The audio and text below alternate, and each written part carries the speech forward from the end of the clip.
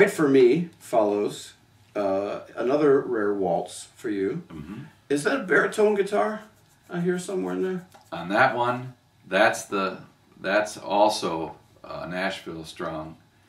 And one of the things that Nashville strung guitars are often used with other guitars. They're not often used alone. But there's something about that guitar that Mike has and about playing it in that house that I really loved. And so that song was actually played on that instrument. Dana Kurtz has become a good friend of mine, but I've been an admirer of her music. Her music's really caught on in Europe in much bigger, broader way than it's caught on here in the States. She lives in Brooklyn. But I have a song I've been working on called Dana's the Queen of the Waltz.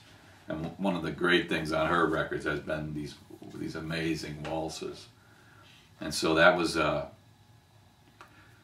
kind of felt like I wanted to document this songwriting that I'd been doing, the co-writing, maybe a couple of tunes that I'd written myself, and then pick a few of my favorites of the last few years. So that was Stephen Merritt, Dana, and John. That song that I used of John Seeger's is one that he had dreamt.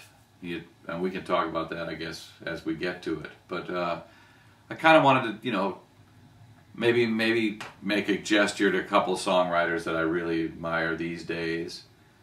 And it could have been any number. I should have done a Nick tune. There's various people that would have been appropriate in this context. But it was a matter of what I've been hearing those couple of weeks when I was working on the record. And what was that guitar seemed to lend itself to that. You could hear a harmony in your head in the chorus, a vocal harmony, or I can hear it. Uh-huh. And is that? I guess I shouldn't ask. Let me just start that one over again. Here we go.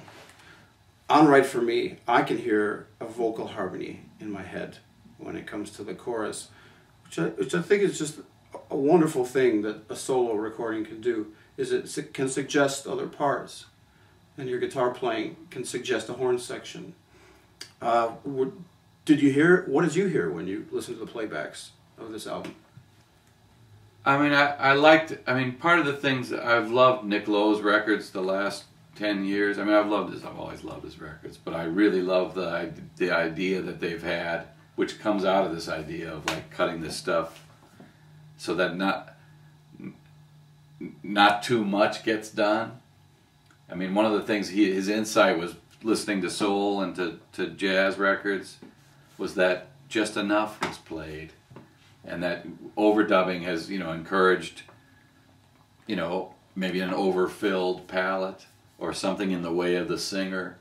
And so one of the things I think was real fun was listening through it, was like to hear subtleties that you don't really think that you're putting in. In the earlier days you try your hardest to get all your stuff that you could do in. And I think what I've been trying to do for many years now is to get so far into the song that you just play what's appropriate for the song. And then in that context, you can be surprised by what's there. And so a lot of this was pleasant surprises and kind of vindication of, that this is not a foolhardy pursuit, that you actually do get better by doing it. So it was a nice confirmation in that respect.